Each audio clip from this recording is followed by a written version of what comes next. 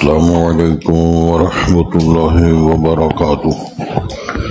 حضرات، آج انشاءاللہ صفحہ نمبر 103 سے پڑھیں گے اور سورہ المائدہ کی آیت نمبر جہاں 34 لکھا ہوا ہے وہاں سے انشاءاللہ شروع کریں گے، اور اپریل کی آج 23 تاریخ ہے 2024۔ اعوذ باللہ من الشیطان الرجیم، بسم اللہ الرحمن الرحیم۔ یا ایہا الذین آمنوا اتقوا اللہ وابتغوا الیہ الوسیلہ وجاہدوا فی سبیلہ لعلکم تفلحون۔ ان الذین کفروا لو ان لهم ما فی الارض جميعا ومثلہ معہ لیفتدوا بہ من عذاب یوم القیامہ ما تقبل منهم ولهم عذاب علیم۔ یریدون ان یخرجوا من النار وما هم بخارجین منها ولهم عذاب مقیم۔ والسارق والسارقة فاقطعوا أيديهما جزاء بما كسبا نكالا من الله والله عزيز حكيم۔ فمن تاب من بعد ظلمه وأصلح فإن الله يتوب عليه إن الله غفور رحيم۔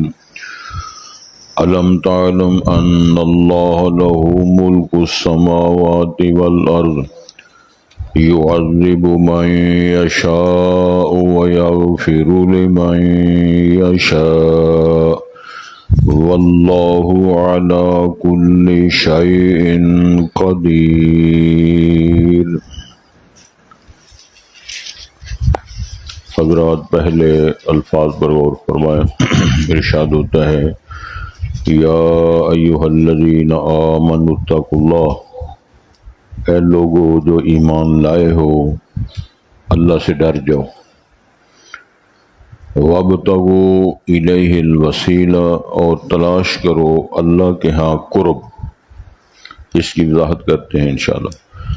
وجاہدوا فی سبیلہ، اور مجاہدہ کرو، کاوش کرو، محنت کرو اس کی راہ میں، یعنی اس کی راہ پانے میں آپ اپنی کاوش کریں۔ لعلکم تفلحون، تاکہ تم فلاح پاؤ، تم کامیاب ہو جاؤ۔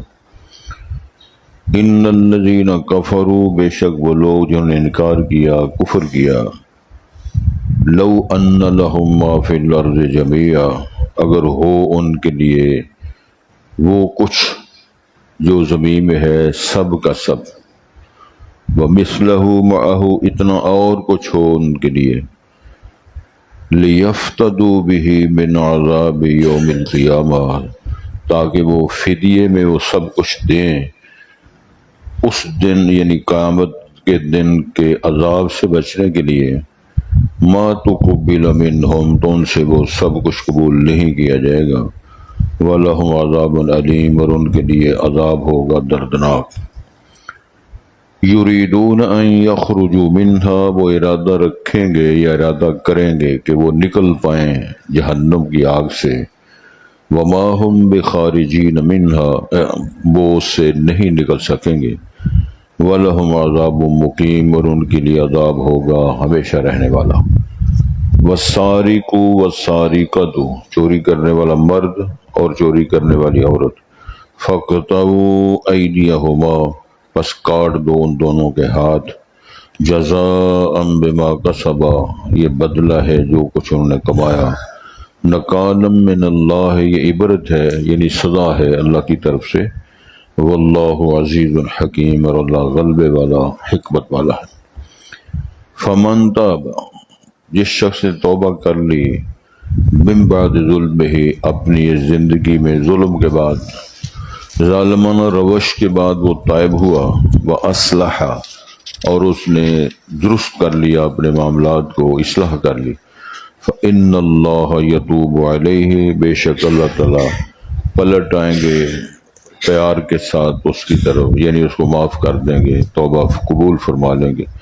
ان اللہ غفور الرحیم، بے شک اللہ معاف کرنے والا رحم کرنے والا ہے۔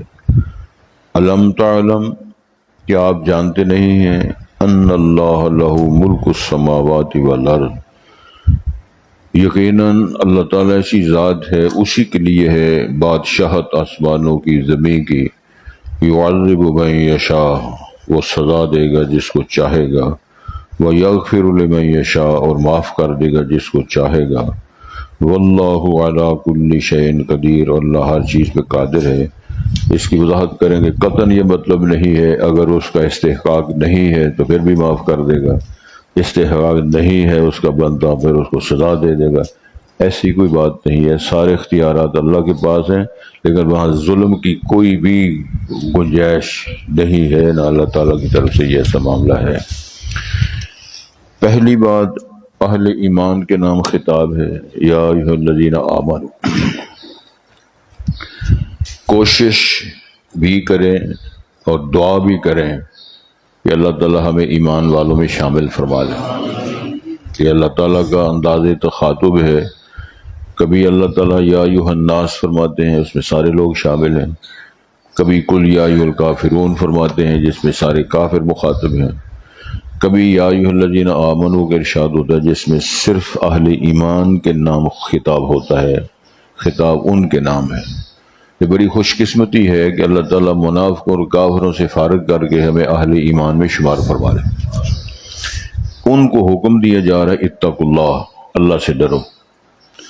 اللہ سے ڈرنے کا مقصد کیا ہوتا ہے اور پریکٹیکلی کیا ہوتا ہے؟ یہ عقیدہ ہے کہ ہر وقت اللہ تعالیٰ تمہارے معاملات کو جانتا ہے، اور اللہ تعالیٰ کی معیت ہوتی ہے، وہ دیکھتا بھی ہے، جانتا بھی ہے، سنتا بھی ہے، اور بااختیار بھی ہے۔ تو اس کی جلالت کو سامنے رکھتے ہوئے تم خوف کرو کہ میں گناہ کروں گا تو اللہ سنتا بھی ہے، جانتا بھی ہے، دیکھتا بھی ہے، تو میرا اللہ کے ہاں کیا مقام ہوگا؟ اللہ تعالیٰ نے قانون بیان فرمایا ہے کہ اللہ فوری طور پہ مواخذہ نہیں کرتا، جب اس کی رحمت و شفقت ہے۔ دوسری بات یہ ہے کہ اللہ تعالیٰ گناہ گاروں کو، دوسروں کو اوپن نہیں کرتا۔ تیسری بات یہ ہے کہ اللہ تانے نہیں مارتا، 70 سال کیا کرتے رہے ہو، 40 سال کیا کرتے رہے ہو، 50 سال تم حرام کھاتے رہو، میرے پاس آ گئے ہو۔ یہ اس کی شان رحیمی ہے، میں سمجھتا ہوں یہ بھی اس کا بہت بڑا کرم ہے۔ اللہ سے ڈر جاؤ، اس کے ساتھ اپنے رابطے مضبوط کرو، وَابْتَغُوا إِلَيْهِ الْوَسِيلَةَ، اور اس کے ہاں قرب تلاش کرو۔ کچھ لوگوں نے وسیلہ بندوں کا اور اس آیت کا بڑا غلط استعمال کیا لوگوں نے، اور مثالیں دی ہیں، جی چھت پہ چڑھنا ہو سیڑھی لگانی پڑتی ہے، اللہ کے ساتھ رابطہ قائم کرنا ہو تو اس میں وسیلے بیان فرمائے ہیں، تو وہ بندے پھر آگے وہ ہمارا رابطہ اللہ سے کرواتے ہیں۔ یہ ساری باتیں غلط ہیں، اس لیے اللہ تعالیٰ نے خود ارشاد فرمایا ہے، وَإِذَا سَأَلَكَ عِبَادِي عَنِّي فَإِنِّي قَرِيبٌ أُجِيبُ دَعْوَةَ الدَّاعِ إِذَا دَعَانِ فَلْيَسْتَجِيبُوا لِي وَلْيُؤْمِنُوا بِي لَعَلَّهُمْ يَرْشُدُونَ۔ جب کبھی میرے بندے میرے متعلق آپ سے سوال کریں، رسول پاک سے فرمایا ہے تو ان سے فرمایا آپ، میں بہت قریب ہوں، نحن اقرب الیہ من حبل الورید، اور میں بندے کی بات سنتا بھی ہوں، جواب بھی دیتا ہوں، مسئلے بھی حل کرتا ہوں۔ وسیلے کی ضرورت نہیں ہے، ڈائریکٹ کال ملتی ہے۔ رسول کریم نے ارشاد فرمایا، اتق دعوت المظلوم لیس بینہا و بین اللہ حجاب، مظلوم کی بد دعا سے بچ جاؤ، اس کی ہاں اور عرش کے درمیان کوئی رکاوٹ نہیں ہے، اللہ طول قبول ہوتی ہے، نافذ ہو جاتی ہے۔ تو مقصد یہ ہے کہ اس میں وسیلوں کی ضرورت نہیں ہے، لیکن جو اللہ نے حکم دیا ہے قرب کے حصول کا، اس میں دو باتیں ذہن میں رکھیں۔ ایک تو قرب اللہ کا حاصل کرنا ہے اعمال خیر کے ذریعے، اللہ کو پسندیدہ اعمال کرو، اس کی کتنی مثالیں قرآن و حدیث کے اندر موجود ہیں۔ دوسرا یہ ہے کہ ترک المنہیات کے ذریعے بھی اللہ کو قرب حاصل ہوتا ہے۔ اس بات کی شاید آپ کو سمجھنا آئی ہو، کوئی نیند کے اثرات تو رہنے نا، ابھی 10 15 20 دن مہینہ نیند کے اثرات قائم رہنے ہیں انشاءاللہ، لیکن کوشش ہے کہ اللہ ثانیہ پیدا کرے۔ گناہ چھوڑ کر اللہ کا قرب، شرک چھوڑ کر، کفر چھوڑ کر، حرام خوری چھوڑ کر، بدتمیزیاں چھوڑ کر، غیبت چھوڑ کر، یہ چھوڑ کر بھی اللہ کا قرب حاصل کیا جا سکتا ہے۔ اللہ اس کے رسول کی اطاعت کر کے بھی قرب حاصل کیا جا سکتا ہے، اور گناہ گاریاں چھوڑ کر بھی اللہ کا قرب حاصل، یہ دو طریقے ہیں۔ اور میں صرف ایک مثال دیتا ہوں، آپ نے علماء کرام سے سنا ہے اور مثالیں دلیلیں موجود ہیں۔ 3 بندے، یہ صحیح بخاری کے اندر تفصیل ہے، ایتھے آ جاؤ، ہلو ہلو، نماز پڑھنی ہے جی، پڑھ لو، ایتھے آ جاؤ۔ پھر 3 بندے وہ سفر میں تھے تو بارش آ گئی، تو وہ بارش سے بچنے کے لیے غار میں داخل ہو گئے۔ جب غار میں داخل ہوئے تو ایک چٹان آئی، غار کے منہ پہ پڑی تو غار کا منہ بند ہو گیا۔ یہ رسول کریم صلی اللہ علیہ وسلم نے بیان فرمایا ہے، اور حضرت امام بخاری رحمہ اللہ نے صحیح بخاری کے اندر اس کو نقل کیا ہے۔ کہانی نہیں میں آپ کو سنا رہا، حدیث کا مفہوم وہ میں پیش کر رہا ہوں۔ اب وہ بندے بڑے پریشان ہوئے کہ آسمان سے گرا، کھجور میں اٹکا، بارش سے بچنے کے لیے آئے تھے، اب موت کے منہ میں آ گئے ہیں، یہاں سے کون چٹان ہٹائے گا اور ہم کس طرح بچ سکتے ہیں؟ حدیث کے اندر بیان آتا ہے انہوں نے مشورہ کیا آپس میں، اگر زندگی میں کوئی اچھا عمل کیا ہے تو اللہ جانتا تو ہے، اللہ کے علم میں ہے سارا کچھ، تو آج پیش کرو اور اس کا ذریعہ بنا کر اللہ سے درخواست کرو، اللہ وہ عمل اگر آپ کو ہمارا پسند ہے یا آپ نے قبول کر لی ہے، اس بنیاد پر آپ ہماری مدد کریں، یہاں سے نجات ہو۔ اور اس میں ایک بندہ کھڑا ہوتا ہے اور وہ اللہ سے درخواست کرتا ہے، یعنی اپنی تجدید عہد کے لیے، اور وہ اس بندے کے پاس کوئی ڈگری نہیں، کوئی سند نہیں، کسی یونیورسٹی کا متخرج نہیں، نہ اس کے پاس کوئی بڑا کوئی سلیبس ہے، نہ سلیبس ہے، نہ لیول لگا ہوا ہے اس پر۔ وہ بکریوں کی چرواہ ہے، دیہاتی آدمی ہے، غریب بندہ ہے۔ وہ بیان کرتا ہے اللہ تعالیٰ کے سامنے، اللہ میں بکریوں کا چرواہا، بکریاں چرانے والا تھا میں، تو بکریاں چرا کر جب میں گھر آتا تو میرا ایک قانون اصول یہ تھا کہ میں سب سے پہلے دودھ اپنی ماں اور باپ کو پلاتا، پھر اپنے بچوں کو، بیوی کو میں پیش کرتا۔ ایک دن میں لیٹ آیا، دیر ہو گئی، والدین سو گئے، میں اپنی اسی اصول کے مطابق بکریوں کا دودھ دویا تو میں ماں باپ کے سرانے پیالے دودھ کے لے کر کھڑا ہو گیا۔ میں ان کو جگایا نہیں۔ ادھر تو یہ ہے نا، ہماری مصیبتیں اتنی بڑی ہیں کہ اپنے اس نیکی کی بنیاد پر جو مرضی کسی کو دکھ پہنچے وہ لگے ہوئے ہیں، دروازہ کھٹکھٹانا، جوتے پٹخانا، آوازیں کسنا، سلام لینا اتنا اونچی کہ برباد ہو جائے۔ اب وہ شروع ہو جائے گا، اچھا جی سلام کرنا منع ہے، اچھا جی آپ سلام بھی نہیں کہنے دیتے۔ یہ مقصد نہیں تھا۔ مقصد یہ تھا کہ جو لوگ عبادت میں مشغول ہیں، کوئی دعا کر رہا ہے، کوئی رو رہا ہے، کوئی مناجات کر رہا ہے، اس کے انداز میں خلل آئے گا۔ سلام بھی کرو، انداز ایسا بناؤ کہ آپ کو اجر بھی مل جائے اور اس کا جو عمل ہے یا جس عبادت میں لگا وہ متاثر نہ ہو۔ اخلاقیات کو سامنے رکھو۔ سمجھ آ رہی ہے؟ اب وہ حدیث کے الفاظ ہیں کہ اس کے بچے بالکل ذریعے اور کوئی نہیں نا، دودھ پینا ہے، چھوٹا موٹا جو معاملہ ہے، وہ بلک رہے ہیں اور دودھ مانگ رہے ہیں۔ وہ کہہ رہے ہیں اللہ تعالیٰ سے، اللہ آپ جانتے میں نے بچوں کو، بیوی کو دودھ نہیں پلایا اور ماں باپ کو نہیں جگایا اس فضیلت اور برتری کے لیے تاکہ سب سے پہلے میری ماں اور باپ دودھ پیے، حتیٰ کہ رات ہی گزر گئی، بچے سو گئے۔ جب صبح ہوئی تو والدین اٹھے تو انہوں نے دیکھا کہ ہمارا پتر تو وہ دودھ لے کر سرانے کھڑا ہے۔ اب ذرا اس میں کتنا اخلاص اور کتنی عاجزی ہے، کتنی سادگی ہے اس کی، کہ جس کو عرش کے مالک نے رسول پاک کو بتایا تو رسول امت کو بتایا تو امام بخاری نے آگے لوگوں تک پہنچائی بات۔ نقشہ ذہن میں رکھیں، کتنا وہ سادہ ہے، وہ چھیڑو بکریوں کا ہے، کتنا وہ غریب آدمی ہے، لیکن اس کی والدین کے ساتھ عقیدت اور محبت کا معیار دیکھو کیا ہے۔ صرف نظر نہیں اس نے کیا، ماں باپ اٹھے تو ان کا بیٹا تو ادھر کھڑا ہے، کب کا کھڑا ہے؟ وہ کہتے میں تو رات کا کھڑا ہوں۔ آگے وہاں تفصیلات نہیں ہے، محدثین نے تبصرہ کیا ہے اور میرے جیسے لوگ بھی اس پہ پھر غور کرنے پر مجبور ہو جاتے ہیں۔ کچھ نہ کچھ تو ماں باپ نے کہا ہوگا نا، تو لازمی بات ہے ماں باپ نے دعائیں دی ہوں گی کہ اللہ اگر ہمارے بیٹے نے ہمارا اتنا اکرام کیا ہے، ہماری درخواست ہے اس بچے کو تو بھی قبول کر لے۔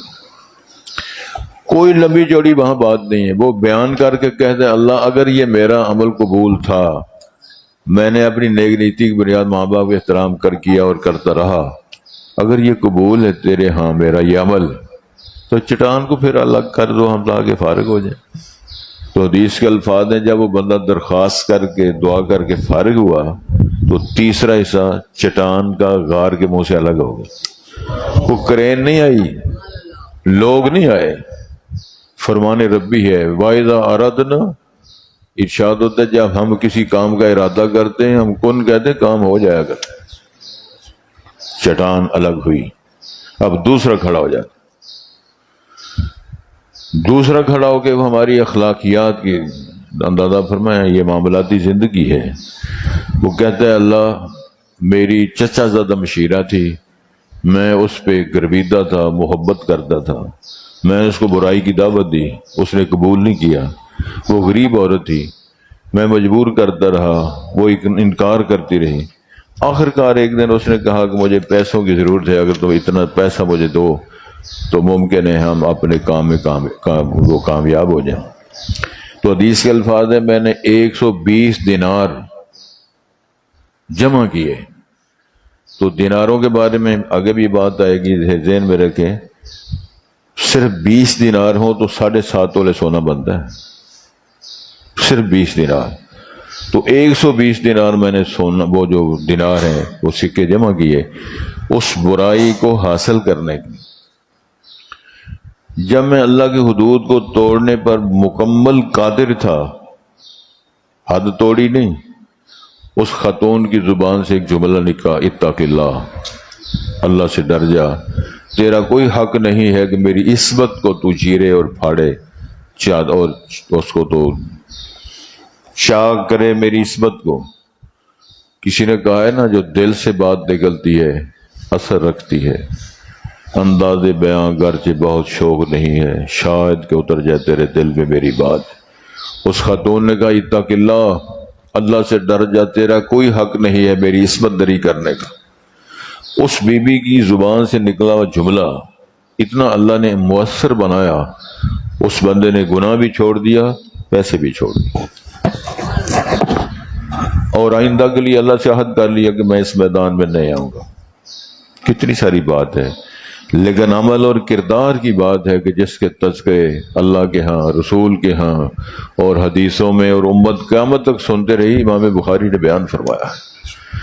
پھر وہ یہ دعا درخواست کر کے اللہ سے کہتے ہیں اللہ اگر میرا یہ عمل، میری یہ کاوش آپ کا قبول ہوئی ہے تو مہربانی فرماؤ یہ چٹان کو تو الگ کرو۔ پھر ایک اور حصہ چٹان الگ ہو۔ تیسری مثال یہ ہے ہماری معاملاتی زندگی میں، وہ بندہ کہتا ہے اللہ میں نے کیا کیا تھا، مکان بنایا، ایک مزدور پریشان ہو کے یا لڑ کے یا ناراض ہو کے چلا گیا، اس کی مزدوری کو میں نے اپنے کاروبار میں بطور شیئر شامل کر لی۔ کوئی شخص ہم میں سے جرت تو کرے نا، یعنی اس کی 10,000 5,000 مزدوری بنتی ہے تو میں اس کے کاروبار میں شامل کروں، پھر اس کو نیت کے ساتھ، امانت کے ساتھ، دیانت کے ساتھ، شرافت کے ساتھ اس کا شیئر، اس کا حصہ برقرار رکھے اور اللہ کو ضامن بنائے۔ حوصلہ دیکھو کرے نا، حوصلہ کرے تو پھر تذکرے آسمانوں میں ہوتے۔ وہ کاروبار ہوتا رہا، حدیث کے الفاظ ہیں اس کے جانور بنے، یعنی گائے بھی بنی، مال مویشی بنے، اور اس میں کوئی بکریاں بنی، جس طرح ذکر آتا ہے حدیث شریف میں۔ کچھ وقت کے بعد وہ شخص آ کہنے لگا حضرت میرا وہ تھوڑی سی مزدوری آپ کے پاس رہتی تھی، کیونکہ میں نے نیک نیتی کے ساتھ اس کی جو مزدوری ہے اس کو شیئر کیا ہوا تھا، تو میں نے کہا یہ گائے بکریاں آپ کا مال ہے لے جاؤ۔ وہ کہتے جی مذاق کرتے ہو بڑے بندے کے ساتھ۔ اس نے کہا میں مذاق نہیں کر رہا، میں صاف گوئی کے ساتھ بات کر رہا ہوں کہ میں نے تیری اس مزدوری کو، تیرے حصے کو شیئر کیا ہے تجارت میں اور میں تیرا یہ نفع بنتا ہے، یہ تیرا ہے، وہ سارا کچھ لے کے چلا گیا۔ اب کہانی کتنی ساری ہے۔ مجھے ایک پوسٹ میں نے پڑھی ہے کہ جب قیامت کا دن ہوگا نا تو اسے انبار لگے ہوں گے، حج کے، عمروں کے، افطاریوں کے، برقے، حجاب، نیکیاں، لبیک، داڑیاں، بڑے بڑے کام ہوں گے، اور کھڑے ہیں سارے لوگ۔ تو اللہ فرمایا کہ نیتوں کا حساب کرو، یہ نیتوں کے ساتھ حساب ہوگا۔ جب نیتوں کی بات آئے گی تو پھر پتہ چلے گا یہ کس بنیاد پر یہ حضرت صاحب نے داڑھی رکھی تھی، کس بنیاد پر انہیں مدرسہ بنایا تھا، کس بنیاد پر یہ درس دیے تھے، کس بنیاد پر انہیں خطبے دیے تھے۔ اللہ سے دعا کرو اللہ ہمیں معاف کر دے، ہماری نیتیں اللہ کے لیے، اس کی رضا کے خلوص ہمارے اندر اللہ پیدا فرما دے۔ وہ بندہ درخواست کرتا ہے اللہ یہ عمل قبول ہے آپ کو، تو پھر چٹان کو الگ کرو، تو باقی حصہ بھی چٹان کا الگ ہو گیا، وہ خیریت کے ساتھ گھر آ گئے۔ تو یہ دلیل ہے اس بات کی اعمال خیر کو ذریعہ، وسیلہ نجات کے حصول کے لیے بنایا جا سکتا ہے۔ اللہ سے بات کرتے ہوئے اللہ یہ کام میں نے تیرے لیے کیا تھا، مسجد بنائی تو تیرے لیے، درس دیا تو تیرے لیے، خطبہ دیا تو تیرے لیے، داڑھی رکھی تو تیرے لیے، نیکیاں کی تو تیرے لیے، تہجد پڑھی تو تیرے لیے۔ اگر یہ کام پسند ہے تو ذرا مہربانی فرما دے۔ تو کیا سم اللہ کو کاک نہیں پتا؟ سب کچھ پتا ہے۔ کل کل یعمل علی شاکلتہ، ہر شخص اپنے ڈھب اور نیت کی بنیاد پہ کام تو سارے کر رہے ہیں۔ وہ لوٹ رہا ہے، کو مار رہا ہے، کو کھا رہا ہے، کو کھو رہا ہے، کو کھلا رہا ہے، کام سب ہو رہے ہیں، لیکن جب نیتوں کے ساتھ حساب ہوں گے بڑے بڑے فارغ ہو جائیں۔ تو یہ ہے وسیلہ، قرب، اعمال خیر کے ذریعے بھی قرب حاصل کرنا ہے، اور ترک منہیات کے ذریعے بھی، گناہ گاریوں کو چھوڑ کر اللہ بس میرا تیرے سے عہد ہو گیا، آج کے بعد ختم، شراب نہیں، بدکاری نہیں، چوری نہیں، غیبت نہیں، فلاں کے ساتھ عصمت دریاں نہیں، کسی کی عزت پہ حملے، تو یہ بھی اللہ کا قرب حاصل کرنے کا ذریعہ ہے۔ ایک اور بات امام الانبیاء نے فرمائی ہے، اذان کے بعد کیا دعا ہے؟ اللہم رب هذه الدعوۃ التامۃ والصلاۃ القائمۃ وآت وسیلۃ والفضیلۃ۔ یہ وسیلہ کیا ہے؟ یہ قرب ہے، اور مقام محمود ہے، وہ عرش کے ساتھ جگہ بنائی اللہ نے، اور خاص کا امام الانبیاء کے لیے بنائی ہے۔ اور قیامت والے دن آپ فرماتے پھر اللہ مجھے دعوت دیں گے، آؤ جی اتنے آن کے کچھ سجدہ کر لو۔ آپ فرماتے ہیں پھر میں آؤں گا اللہ کے مقام محمود پہ 7-8 راتوں کا اندازہ اتنا لمبا سجدہ کروں گا۔ پھر حدیث کے الفاظ ہیں یعلمنی ربی یوم القیامہ، وہ مجھے معلوم نہیں میں سجدے میں کیا پڑھوں گا، میرا اللہ مجھے سکھاتے جائیں گے تو میں وہ دعائیہ کلمات پڑھتا جاؤں۔ کیسا وہ خوبصورت منظر ہوگا، اور آپ سجدے میں پڑے ہیں اور عرش کا مالک عرش پہ ہے، اور عرش کے ساتھ وہ جگہ ہے مقام محمود، الذی وعدتہ، اللہ تو نے وعدہ کیا ہے، تو ہمارے پاک پیغمبر کو وہ جگہ نصیب فرما۔ تو امت جب یہ دعا کرتی رہے گی انشاءاللہ ان کو مقام محمود کے ساتھ امام النبی شفاعت کا حصہ ملے گا انشاءاللہ۔ تو ایک سادی سی بات ہے کہ اعمال خیر کو حاصل کر کے اللہ کا قرب، اور منہیات جو اللہ نے روکا ہوئے، منکرات کو چھوڑ کر اللہ کا قرب، یہ اللہ نے حکم دیا، اللہ سے ڈر جاؤ اور قرب وسیلہ حاصل کرو۔ تیسری دعویٰ یہ ہے جی ہے وجاہدوا فی سبیلہ، اس کی راہ میں چلنے کے لیے کوشش کرو، محنت کرو کہ میں نمازی بن جاؤں، میں سچا بن جاؤں، میں خیرات کرنے والا بن جاؤں، میں دعائیہ خیر کہنے والا بن جاؤں، میں کسی کی مدد کرنے والا بن جاؤں، میں کو مسجد بنانے والا، میں مسجد کی صفائی کرنے والا، اعمال خیر کرنے والا، وہ یہ سارے اس کے راستے ہیں۔ والذین جاہدوا فینا لنہدینہم سبلنا وان اللہ لمع المحسنین، جو ہماری راہوں میں کوشش کریں، اللہ فرمائے پھر راستے ایسی کھول دے جانے، پھر راستے ہم کھولتے ہیں۔ تو یہی وہ بات تھی، ارشاد ہوتا ہے لعلکم تفلحون، تاکہ تم کامیاب ہو جاؤ۔ کتنی دعوت دی ہے؟ وسیلہ قرب حاصل کرو اعمال خیر کے ذریعے، اور جو منہیات ہیں اللہ کے ناپسندیدہ جو اعمال کو چھوڑ کر، اور تیسری بات یہ فرمائی ہے اس راہ میں چلنے کے لیے محنت کرو، کوشش کرو، کاوش کرو۔ سہولیات اپنی جگہ پر ہیں، دیکھو نا جو آدمی سحری اٹھتا ہے نیند چھوڑتا ہے، تتجافى جنوبهم عن المضاجع ويدعون ربهم خوفا وطمعا، جو گناہ چھوڑتا ہے اپنے دل پہ ایک سہارا بناتا ہے، جو لوگ خیرات کرتا ہے وہ اپنی کمائی کر کو اس کو ایک دفعہ مجاہدہ کرتا ہے، یار اللہ کا مال ہے مجھے دینا، زکوٰۃ دینے والا، خرچ کرنے والا، صدقات کرنے والا، ماں کو کندھے پہ اٹھا کے عمرہ کرو اور حج کرانے والا، طواف کرانے والا، بڑے بڑے کام ہیں اور لوگوں نے کر کے دکھائے ہیں۔ ایک حدیث سننے کے لیے مدینہ منورہ سے حضرت جابر بن عبداللہ نے اونٹ خریدا ہے اور ملک شام میں گئے ہیں، اور جن سے حدیث سنی ہے ان کے گھر کے دروازے کے سامنے کھڑے ہوئے ہیں اور وہ باہر تشریف لائے ہیں اور انہیں دعوت دی ہے، اونٹ سے نہیں اترتے ہیں تاکہ میری نیت میں عمل میں فرق نہ آ جائے۔ کہنے لگے میں صرف آپ سے حدیث سننے کے لیے آیا ہوں، مدینہ منورہ سے شام ملک میں ایک حدیث سننے کے لیے آیا ہوں، کیونکہ مجھے یاد تھا کہ آپ نے بھی وہ حدیث مجلس رسول میں سنی ہوئی ہے، تو میں تائید کے لیے آیا ہوں کہ واقعتاً یہ وہی الفاظ ہیں جو آپ امام الانبیاء نے بیان فرمائے تھے۔ حدیث سنی اور پھر سفر واپس شروع، 1 مہینے کا سفر۔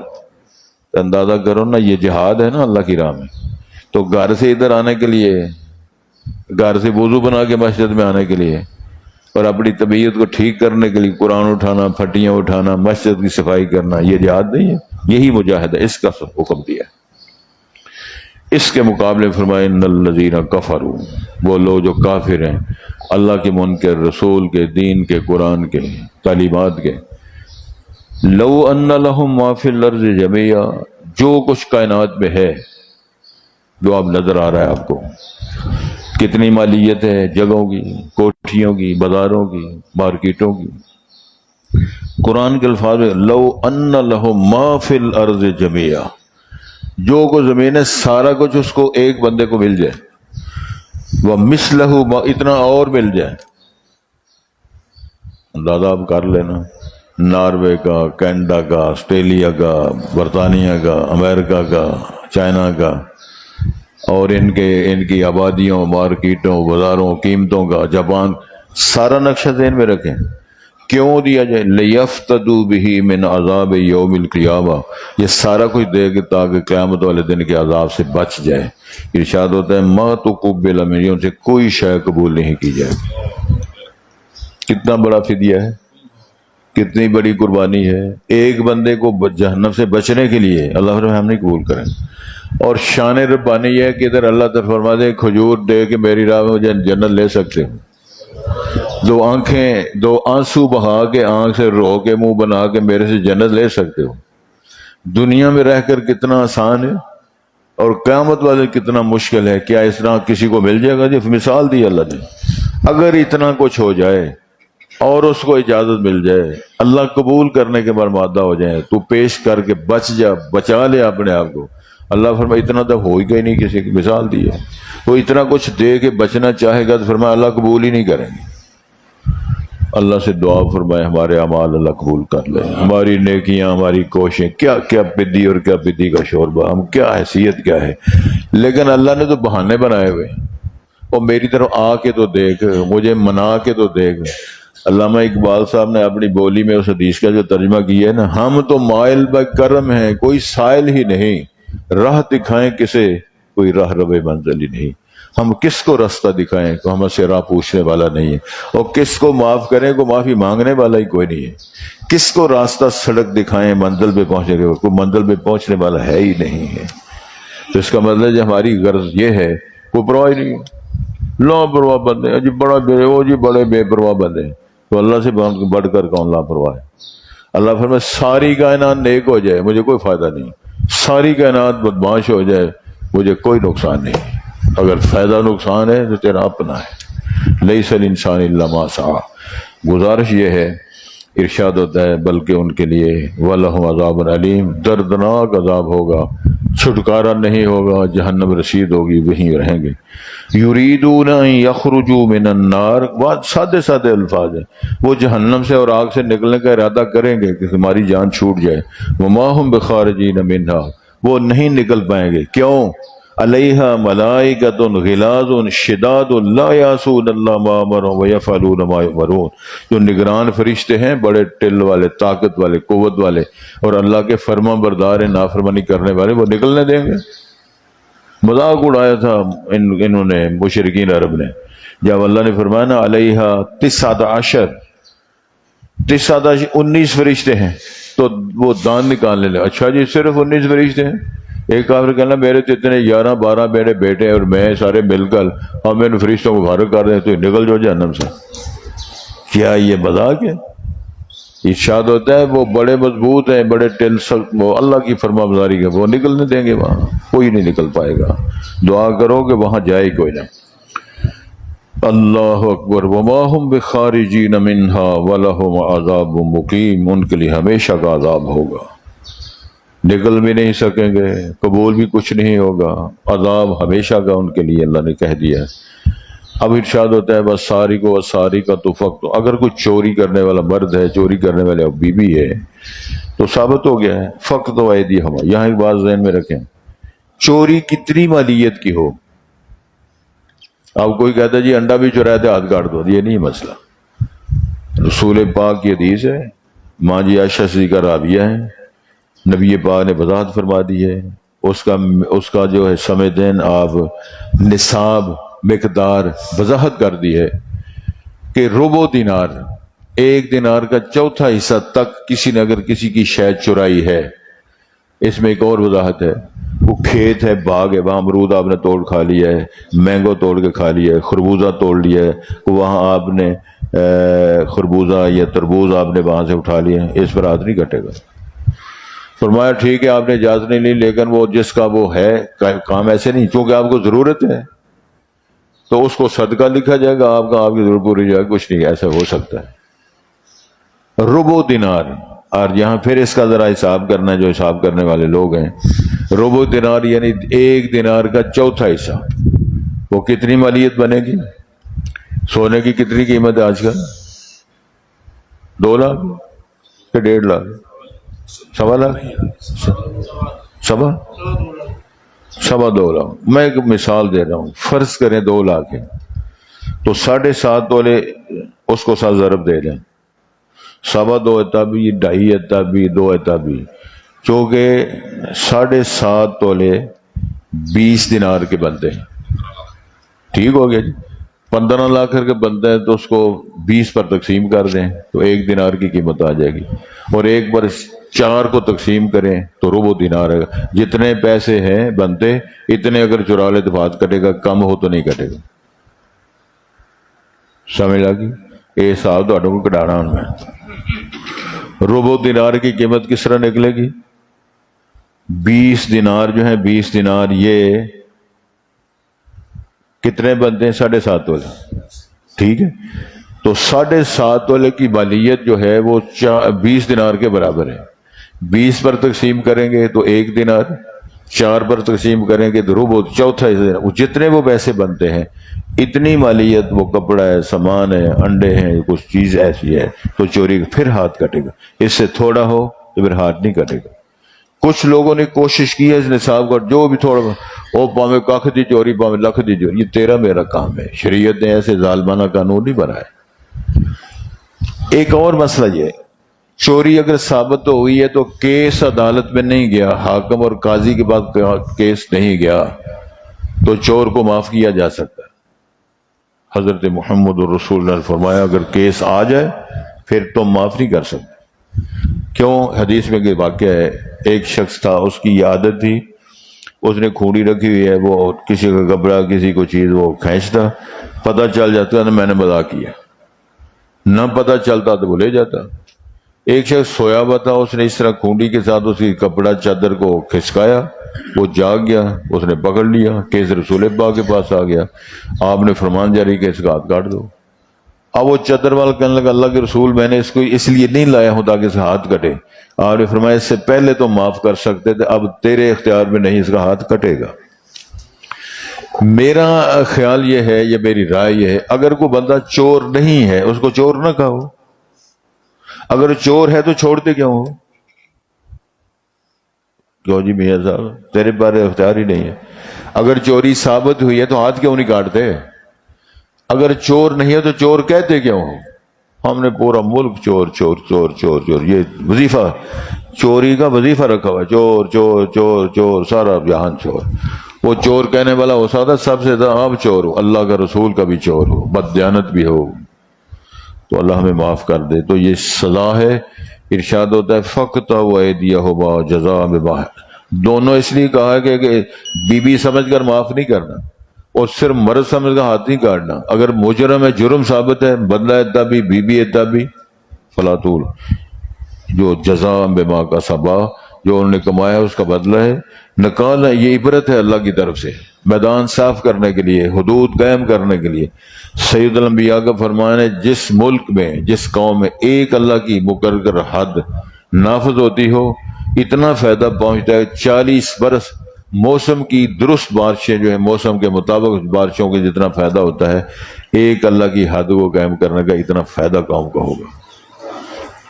تو ارشاد ہوتا ہے کہ واللہ عزیز الحکیم، وہ اللہ غلبے والا، حکمت والا، جس نے قانون بنایا تیرا تبصرہ کرنے کی ضرورت. وہ جی سارے جہان کو ٹنڈا کر دیں، سارے جہان کو اس طرح کر دیں، وہ سارے جہان کی، تیرا میرا تبصرہ ہے.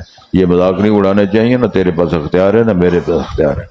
فمن تاب من بعد ظلمہ واصلح، فرمائے ظلم کے بعد، کفر کے بعد، بدکاریوں کے بعد، چوریوں کے بعد اگر بندہ تائب ہوتا ہے، اصلاح کر لیتا ہے، تو فإن اللہ یتوب علیہ، تو اللہ تو توبہ قبول کر لیتا ہے، معافیاں قبول کر لیتا ہے، لوٹ آتا ہے، پلٹ آتا ہے، راضی ہو جاتا ہے. میں نام نہیں لیتا، شہر میں ہمارا ایک دوست ہے، بڑا امیر آدمی ہے، اور ماشاءاللہ میری داڑھی کو 3-4 داڑیاں بندھی، اتنی بڑی داڑھی بھی ہے ماشاءاللہ، بہت بڑے کاروبار بھی ہیں، سونا وجود، جسم سارا، اور بڑی معروف شخصیت. کسی نے ان سے پوچھا بھرا جی تسی مسجد تے آندے ہو تے اس طرح لگدے جویں کوئی کملے ہوندے نے، جس طرح اس کوئی شے نہیں، جان ہی نہیں اس کے اندر، کیا مسئلہ ہے؟ باہر تہاڈا روب دا بڑا، مسجد میں تم اس طرح ہوتے ہو. پتہ نہیں کیا جواب دیا انہوں نے. میں مسجد میں اس لیے آتا ہوں کہ میرے پہلے کیس ختم ہو جائے. کچھ سمجھ آ رہی بات؟ میں مسجد میں نئے کیس بنانے کے لیے نہیں آتا. کسی پہ الزام رکھا، تو تکار کی، جب پھر ہمارے بک بک کی تو کیس بنا کے آیا تھا آیا تھا سرکار دے مارنے نو، مینو مار دے آیا تھا گناہ وہ شان ویسے اور گناہ کھٹ کے کر جالا. تو وہ اس کا بہت خوبصورت جملہ ہے. میں کہ ان سے کہا کہ جی شیخ صاحب تمہاری مرضی، میں نے تو اپنے انداز سے بات کی ہے. مسجد میں اس لیے آتا ہوں میرے پہلے کی غلطیاں اور جو بنے ہوئے کیس ہیں وہ ختم ہو جائیں. مسجد میں نئے کیس بنوانے کے لیے میں نہیں آتا. تو یہ جذبہ بہت مقبول جذبہ ہے. اللہ کے گھر میں ہے تاکہ میرے پچھلی وہ غلطیاں کو گناہ کو ایسی نافرمانی وہ ختم ہو جائے، اس لیے آنا چاہیے. کیوں؟ ان اللہ غفور رحیم، وہ تو معافیاں دینے کے لیے تیار ہے، اللہ معاف کرنے والا مہربان ہے. ارشاد ہوتا ہے ہر مخاطب کو رسول پاک کو خطاب کیا، امت ساری کے اس کے اندر مخاطب ہے. علم تعلم ان اللہ لہ ملک السماوات، تو جانتے نہیں بادشاہی ساری تو اللہ کے پاس ہے، زمین و آسمانوں کی ملک بادشاہت اللہ کے قبضے میں ہے. یعذب من یشاء ویغفر لمن یشاء، اگر وہ کسی کو معاف کر دیتا ہے تو کوئی پوچھنے والا نہیں ہے. کتے کو بچے کو پلانے والی بی بی یا بندہ اس کو معافی مل جاتی ہے، اور کئی برس عبادت کرنے والا اس کو سزا مل جاتی ہے جو نخرے دکھاتا ہے، فخر کرتا ہے میں نے یہ کیا، میں نے ویسے کیا، میں نے ایسے کیا. اللہ نے اس پر ترتیب لا تمنوا علی اسلامکم، اپنے اسلام اور نیک ہونے کے روب ہم پہ نہ جلاؤ، احسان نہ جتاؤ. اگر آپ نے نیک عمل کیا ہے، آپ نے سنت کے مطابق داڑھی رکھی ہے، سنت نماز پڑھی ہے، تم نے اشراق پڑھی ہے، تہجد پڑھی ہے، تو ہم پہ روب کیا ڈالتے ہو؟ اللہ کا شکر ادا کرو، اللہ نے توفیق دی ہے، تم نے کر اترے ہو. تانا زنی بھی نہ کرو، تو نے نہیں کیا تو میں نے کیا ہے، تو ککھ نہیں کرتا میں یہ کرتا ہوں، یہ مقارنہ نہ کرو. یہ مسئلہ اس میں بیان فرمایا. اللہ تعالیٰ تو معافیاں دینے والے ہیں، سزا دینے والے ہیں. وَيَغْفِرُ لِمَن يَشَاءُ وَاللَّهُ عَلَىٰ كُلِّ، اللہ قادر ہے، اس کو پوچھنے والا کوئی نہیں. لیکن ان اللہ لا یظلم مثقال ذرہ، ذرے کے برابر اللہ کسی پہ ظلم نہیں کرتے. ان اللہ فعال لما یرید واللہ غالب علی امرہ ولکن اکثر الناس لا یعلمون. ارشاد ہوتا ہے یا ایھا الذین آمنوا اتقوا اللہ، اے لوگو جو ایمان لائے ہو اللہ سے ڈر جاؤ. وابتغوا الیہ الوسیلہ، اور تلاش کرو اللہ کے ہاں قرب. اللہ کا قرب حاصل کرنے کے لیے اعمال خیر کر کے یمن ہیا سے رک کر وجاہدوا فی سبیلہ لعلکم تفلحون، اور مجاہدہ کرو، کاوش کرو اس کی راہ میں تاکہ تم کامیاب ہو جاؤ۔ ان الذین کفروا، بے شک وہ لوگ جنہوں نے کفر کیا، لو ان لہم ما فی الارض جمیعا، اگر ان کے پاس ہو یا ان کے لیے ہو جو کچھ زمین میں ہے سب کا سب، ومثلہ ما، اتنا اور کچھ ہو، لیفتدوا بہ، تاکہ وہ اس کی بنیاد پر فدیہ دیں، معاوضہ دے کر من عذاب یوم القیامہ، قیامت کے دن کے عذاب سے بچنے کے لیے وہ پیش کریں، ما تقبل منہم، سے یہ قبول نہیں کیا جائے گا، ولہم عذاب علیم، اور ان کے لیے دردناک عذاب ہوگا۔ یریدون، وہ ارادہ رکھیں گے، ان یخرجوا من النار، کہ وہ آگ سے نکل جائیں، وما ہم بخارجین منہا، وہ سے نکلنے والے نہیں ہوں گے، ولہم عذاب مقیم، ان کے لیے ہمیشہ قائم رہنے والا عذاب ہوگا۔ والسارق والسارقۃ، تو چوری کرنے والا مرد اور چوری کرنے والی عورت، فقطعوا ایدیہما، ان دونوں کا ہاتھ کاٹ دو، جزاء بما کسبا، یہ بدلہ ہے جو انہوں نے کمایا، نکال من اللہ، یہ عبرت اور سزا ہے اللہ کی طرف سے، واللہ عزیز حکیم، اللہ غلبے والا حکمت والا ہے۔ فمن تاب، جس شخص نے توبہ کر لی، من بعد ظلمہ، اپنی ظالمانہ روش اور عمل کے بعد، واصلح، اپنے آپ کو درست کر لیا، اصلاح کر لی، خیر کی طرف آ گیا، فإن اللہ یتوب علیہ، اللہ اس پہ تائب کرا لیتے ہیں، توبہ قبول کر لیتے ہیں، پلٹ آتا ہے اللہ اس کی طرف، مانا کہ اللہ اس پہ راضی ہو جاتے ہیں۔ ان اللہ غفور رحیم، بے شک اللہ معاف کرنے والا، رحم کرنے والا ہے۔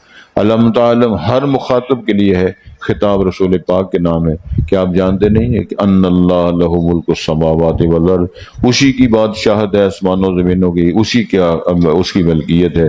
یعذب من یشاء ویغفر لمن یشاء، وہ سزا دے گا جس کو چاہے گا، معاف کر دے گا جس کو چاہے گا۔ ویسے اللہ تعالیٰ نے من یعمل مثقال ذرۃ خیرا یرہ ومن یعمل مثقال ذرۃ شیء، قانون بھی بنایا، پیش کیا ہے۔ واللہ علی کل شیء قدیر، اور اللہ ہر چیز پہ قادر ہے، قدرت رکھنے والا ہے۔